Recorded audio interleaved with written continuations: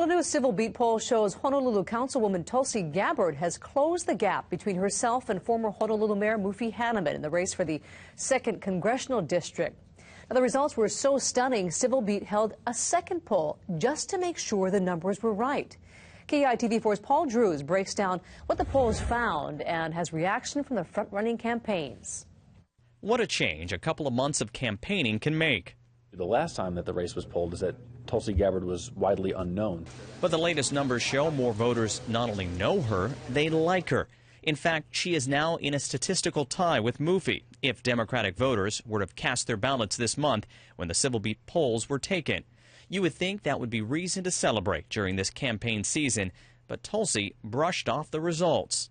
I'm not focusing on the polling numbers right now. I am very much focused on really going across the state as I have been, introducing myself to people, listening to their concerns. Mufi has also been on the road meeting with voters, and like Tulsi, is not focusing on this poll. Instead, his campaign cites a June poll it paid for.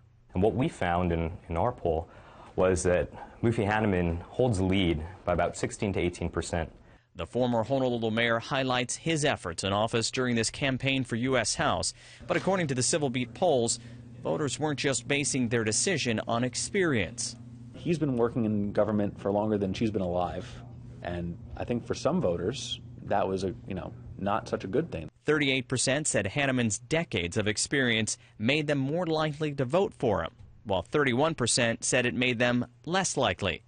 They're responding very positively to our message, which really talks about the need for fresh leadership in Washington because people are sick and tired of the same old politics as usual.